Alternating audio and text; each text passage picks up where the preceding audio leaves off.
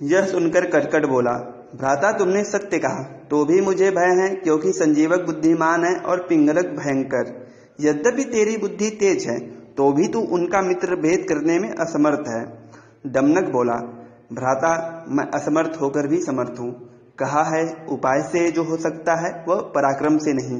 काकी ने सुवर्ण सूत्र से काले सांप को मारा। करकट बोला, यह कैसी कथा है? दमनक बोला, किसी स्थान में एक बरगद के पेड़ पर एक कौवा और काकी रहते थे। काकी के अंडे देने पर पेड़ की कोटर से निकलकर एक काला सांप सदा अंडों को खा जाता था। तब दुखी होकर एक दिन कौवा और काकी अपने मित्र सियार को सारी विपदा बताकर बोले, मित्र उस काले सर्प से हमें छुटकारा कैसे मिलेगा? कहा है जिसका खेत नदी किनारे है, पत्नी पर पुरुष गामिनी है और घर में सांप है, उसको सुख कहाँ है, अर्थात नहीं है। सो वहां रहने से हमको प्रतिदिन मृत्यु का भय रहता है। सियार बोला, तुम दोनों दुखी मत हो, वह दुष्ट उपाय के बिना नहीं मरेगा। जिस प्रकार शत्रु उपाय से दमन होता है, उस प्रकार हथियार से नहीं। उपाय जानने वाला छोटा शरीर होने पर भी बच जाता है। इसी प्रकार केकड़े ने छल से मछलियों को खा जाने वाले बगुले की हत्या की। वे दोनों बोले, यह कैसी कथा है? सियार बोला, जब एक तालाब में रहने वाला बगुला बूढ़ा हुआ और मछलियों को खाने में असमर्थ हुआ, तो तालाब के किनारे बैठकर जोर जोर से रोने लगा। उसे रोता देख तालाब के सभी प्राणी उसके पास आए। एक केकड़ा बोला, मामा आज तुम मछलियों को क्यों नहीं पकड़ रहे हो? प्रातः काल से ही रोए जा रहे हो। बगुला बोला, भांजे मैंने अब वैराग्य को धारण कर लिया है और मरने तक मछली नहीं खाने का निश्चय किया है। कोई मछली मेरे समीप भी आ जाता है तो भी मैं उसे नहीं खाता हूँ। केकड़ा बोला, मामा तुम्हारे वैराग्य का कारण क्या है और फिर इसमें रोने वाली क्या बात है? बगुला बोला, मैंने सुना है कि 12 वर्ष तक अनावृष्टि होगी, जिससे भयंकर सूखा पड़ जाएगा और इस कारण यह तालाब भी सूख जाएगा और सभी जलचर मारे जाएंगे। यही मेरे वैराग्य और रोने का भी कारण है। इस तालाब में पला बड़ा मैं इसे नष्ट होते नहीं देख पाऊंगा, अतः अनशन करके प्राण त्यागने का निश्चय किया है। उसके यह वचन सुनकर सभी जलचर भयभीत हो गए। तब केकड़े ने बोला, मामा क्या इसका कोई उपाय भी है जिससे हमारी रक्षा हो?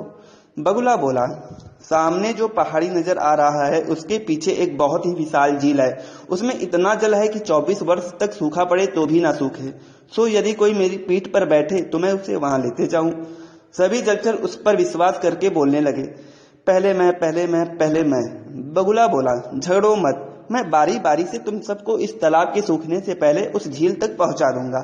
इस प्रकार वह बगुला एक एक करके सभी मछलियों को लेकर जाता और पहाड़ी की उस पार ले जाकर खा जाता। कुछ दिन बीतने पर केकड़े ने कहा, मामा तेरे रोने पर सबसे पहले मैं ही आया था और तू मुझे छोड़कर बाकी सबको ले जा रहा है, सो आज मेरे भी प्राणों की रक्षा कर। यह सुनकर बगुला भी सोचा कि प्रतिदिन मछली खाने से मेरा भी झूठ आ गया है, सो आज इस केकड़े को ही खाता हूँ। यह विचार कर उसने केकड़े को पीठ पर बैठाया और पहाड़ी के पार ले चला। पहाड़ी के पार जाते ही केकड़े ने ध्यान से देखा कि सभी मछलियों की हड्डियां पहाड़ी पर फैली है। सो बगुले का आश्रय समझकर केकड़ा बोला, मामा वो झील अभी कितनी दूर है? ज्यादा दूर हो तो इस पहाड़ी पर रुककर थोड़ा विश्राम कर लेते हैं। बगुला भी उसे मंद बुद्धि जानकर बोला, भांजे यहाँ कोई दूसरा झील नहीं है, मैंने तुम सबको मूर्ख बनाकर अपना आहार बनाया है। बगुले के इतना कहने पर ही केकड़े ने अपने दोनों दांतों से कमल नाल के जैसे बगुले की गर्दन को कसकर पकड़ लिया और उसे धरती पर उतारकर मार डाला और फिर धीरे धीरे वहां से पुनः जलाशय को पहुंचकर बगुले की धूर्तता को समस्त जलचरों को बताया। इसलिए मैं कहता हूँ, समय पर बुद्धिमानी दिखाने से छोटे से केकड़े ने धूर्त बगुले को मार डाला। कौवा बोला, मित्र सो किस प्रकार से वह सांप वध को प्राप्त होगा? सियार बोला, जंगल के समीप ही राजा का एक सुंदर तालाब है।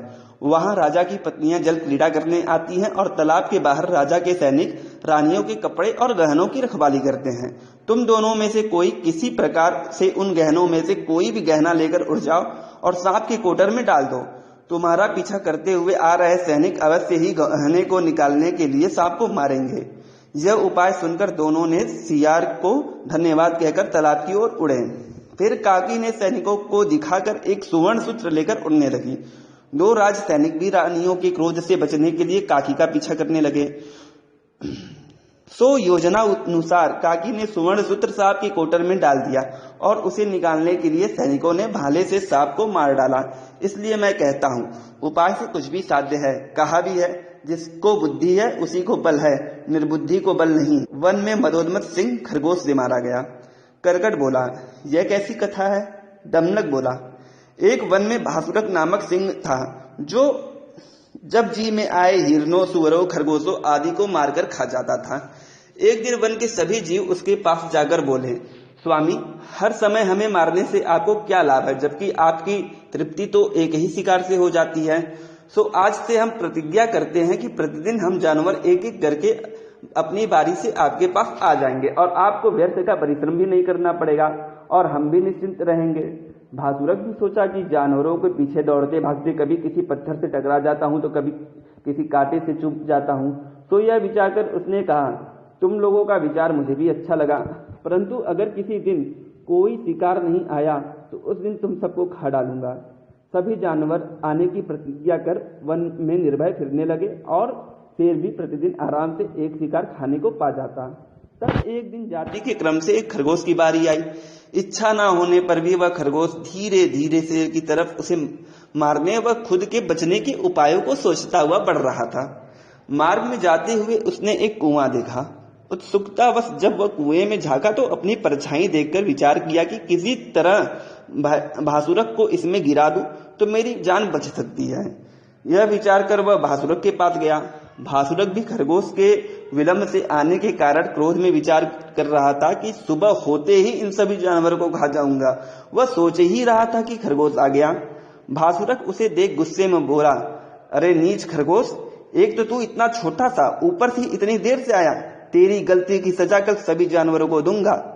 तब खरगोश विनय पूर्वक बोला, स्वामी, इसमें ना तो मेरा अपराध है और न ही अन्य जीवों का।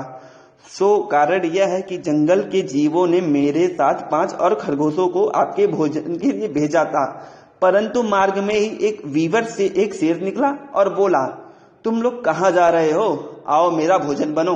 तब हमने कहा, हम सब जंगल के राजा स्वामी भासुरक के आहार हैं, सो वहीं जा रहे हैं। यह सुनकर वह शेर बोला, कौन भासुरक? आज से जंगल का राजा मैं हूं, इसलिए जंगल के सभी जानवरों को मेरा शिकार बनना चाहिए। चोर है वो भासुरक, अगर उसे राजा बनना है तो आकर मुझसे युद्ध में जीते, अन्यथा जंगल से भाग जाए। यह कहकर उसने 4 खरगोशों को वीवर में रख लिया और मुझे आपको लिवाने भेजा है। यह सुनकर भासुरक क्रोध में बोला, कौन है वो दुष्ट? मुझे लेकर उसके पास चल, उसे अभी यमदूत के पास भेजता हूं। खरगोश बोला, जो ऐसा है तो चलिए स्वामी। यह कहकर खरगोश उसे कुएं के पास ले जाकर बोला, स्वामी, वह दुष्ट इसी वीवर में रहता है। तब वह मूर्ख शेर उसकी बातों में आकर कुएं में अपनी परछाई देख सिंहनाद किया और प्रतिध्वनि के रूप में कुएं से पुनः वही नाद सुनाई दिया, जिससे दूसरे सिंह को समझकर युद्ध की ललकार समझ में कुएं में कूद गया और डूबकर मर गया। खरगोश पुनः सुखपूर्वक अपने परिवार के साथ रहने लगा। इसलिए मैं कहता हूं, जिसको बुद्धि है उसको बल है। सो यदि आप कहें तो वहां जाकर अपने षड्यंत्र से मित्रभेद करूं। करकट बोला, भ्राता, जो ऐसा है तो तुम्हारे मार्ग मंगलकारी हो।